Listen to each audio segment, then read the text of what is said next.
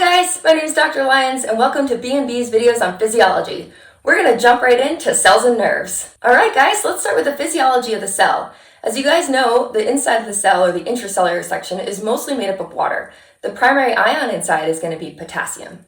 The outside of the cell is also made up of mostly water, but the primary ion there is going to be mostly sodium.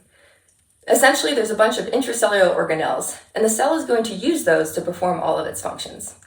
One of the key things that's going to happen is we need to transport ions around and through these membranes. The simple diffusion is essentially using the concentration gradient. Think like a bunch of crowded kids in a room. If something is really dense, it's going to transport out very easily. We also have something called facilitated diffusion. So this is where we're going to have proteins that span the membrane that can facilitate the larger molecules to come in. And then we're going to also have active transport, because sometimes we're going to need to get really big molecules inside. And that's going to require ATP and energy. Next, let's take a look at cell junctions. You'll see that we have about 5 major ones. The first is going to be the gap junction. The gap junction is essentially a tunnel, and that's going to allow for direct ion transport between the cells. Then you're going to see a tight junction. So the tight junction is mostly common in the blood-brain barrier. This is primarily structural, along with adherens junctions and the desmosomes. Hemidesmosomes are key because they connect to the basement membrane. And with that, guys, let's wrap up with a quiz question just to make sure you got it.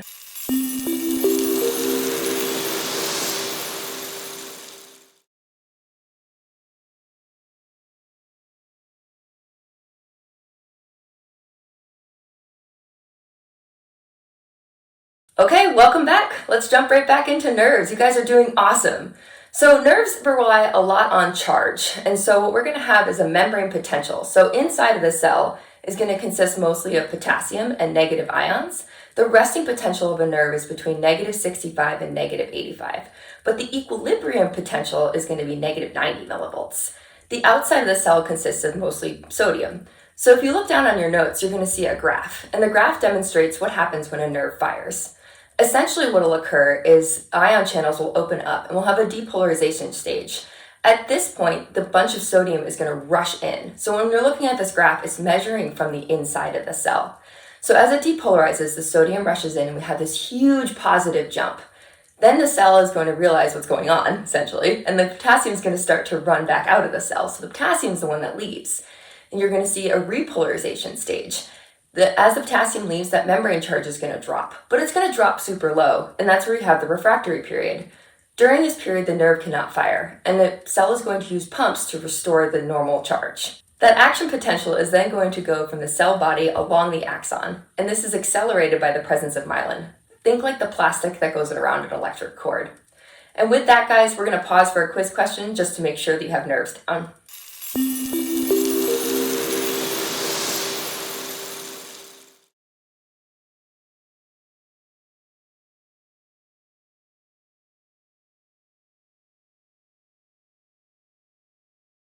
Alright guys, I hope you rocked that quiz question. We're going to cover the blood-brain barrier really quick. So this separates the central nervous system from the major circulatory system. It's super important for protecting the brain from any toxins or viruses, and really it's composed of a bunch of tight junctions with semi-permeable membranes. Because it's so tight, it's often why it's so difficult to provide medications for the brain, because a lot of things will not pass through. Then if you look, we're going to talk about the different layers of the brain. This is pretty quick. Make sure that at least you know that you have the pia mater, the arachnoid matter, and the dura mater, and that the CSF, or the cerebral spinal fluid, is located between the pia and the arachnoid in the subarachnoid space. If you ever hear of something called meningitis, this is basically an inflammation of all of these layers, and it can be very serious and is caused often by viruses. We're going to be going through some of the defects and problems with the nervous system. So we're going to kick it off with neural tube defects. The first one's going to be spinal bifida. So this is going to be a defective closure of the spinal column around the spinal cord. It's often asymptomatic in mild cases, but it can be fairly severe. The next step that you're going to see is anencephaly. So this is a neural tube defect characterized by the absence of cranial tissue. And this is pretty much always fatal, so it usually happens during birth. On the next slide, you'll see one of the key things to understanding the whole nervous system is your parasympathetic and your sympathetic system. Think about your sympathetic system as what's happening when you're running from a lion, right? Everything is just firing, you're gone tunnel vision, all these things. Parasympathetic is when you're chilling, you're eating, you're relaxing. And if you can understand these two systems, you're going to have nervous system completely down. So let's continue to talk. We're going to jump back to cerebral vascular diseases. So one of the key ones to pay attention to is transient ischemic attacks, because patients will often ignore these. It's essentially kind of a mini stroke where they'll lose vision temporarily, but they don't seek help because it comes back. So if you hear of any of this happening, it can increase the risk of stroke, so they should probably be evaluated. Stroke is the biggie, so you'll see the acronym there, FAST. You'll see a facial droop, arms won't be able to lift, or there'll be asymmetry, patient will have loss of speech, and you only have a certain amount of time to call 911. So strokes are an emergency. Next up, we're going to continue covering some of the other cerebral vascular diseases. So seizures are essentially a misfiring of the nerves. Think of like a nerve that's firing either too much or a misconnection or a miswiring. These can have any range from like just kind of the patient kind of blapping out to what you see on the video where someone falls on the floor. Partial or focal, and then you have like your general. One thing to keep in mind with seizures is that if your patient does have it, make sure that you pull out a clock. How long they are seizing and how long they're unconscious, whether they hit their head, is very important for medical personnel and determines a lot of treatment. Okay guys, so now we're going to start to talk about headaches. So there are 3 major types of headaches that we're covering in this video. The first is going to be the cluster headache. So the cluster headache occurs kind of right behind the eye. The eye typically turns red. It can last for a couple hours. Next up is going to be the tension headache. This is probably your most common. It's the stress-related headache, so it's like the whole head and we're just unhappy, and it can last for a couple hours. It's bilateral as well. Next up is going to be the migraine. Migraines are super tricky and very misunderstood. So these can be unilateral or bilateral. They can often have like a prodrome, so like a light change or a sound change, something that lets the patient know that it's going to happen. And then it's typically a very sharp stabbing pain. They can last for a long period of time. And during this time, some patients may have to sit in a dark room. They're extremely light sensitive and all of this stuff. Recurrence is very common and it's often genetic. And there could be a number of different causes, anything from nutrition to stress to a disease.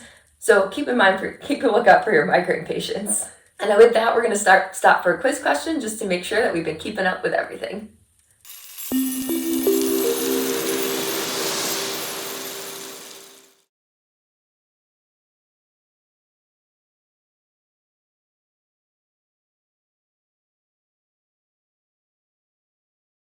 Okay guys, a couple more diseases to cover just so that you have these down. The first one's going to be MS. So MS is typically presents with females in their 30s. It's an autoimmune disorder that's characterized by recurrent inflammation of the central nervous system. Guillain-Barré syndrome is like a complete inflammation. So inflammation and demyelination of peripheral nerves and motor fibers. So it presents with a lot of muscle weakness. Next up down there, you're going to see myasthenia gravis. So this is an autoimmune disorder caused by the antibodies binding acetylcholine, leading to a blockade of muscular receptors. So again, a lot of muscle weakness that increases by the end of the day. Then we're going to have our major neurodegenerative disorders. First up, you'll see that we have Alzheimer's. When you think Alzheimer's, I want you to think plaques and memories. This is going to be those beta plaques that accumulate, and it's the most common cause of dementia. So in early stage, it's just like that classic memory loss, but then eventually the patient is unable to speak, they lose their muscle mass, or they're unable to perform their daily tasks. Then you're going to see Parkinson's. So when you think Parkinson's, I want you guys to think of dopamine, basal ganglia, and tremoring at rest. So it's basically a degenerative disorder of the basal ganglia. And then you're going to see the last couple ones. So we have epidermal hematoma, which is bleeding between the skull and the dura mater. So this is basically follows after trauma. So we have a loss of consciousness, then you're going to have a period of consciousness, and then the slow bleeding is going to cause another loss of consciousness. Once that blood-brain barrier is broken, things can get pretty dangerous. A subdural hematoma is going to be between the dura and the arachnoid mater. So this involves the vessels or the bridging veins. So this is a progressive headache and a deterioration of the mental state. Then you're going to see Bell's palsy. Bell's palsy is a little more common. It's a unilateral cranial nerve defect of the facial nerve. Bilateral involvement is pretty rare. This can have any number of causes, and some people recover totally fine. We're going to pause for a quick quiz question just to make sure that we've been keeping up.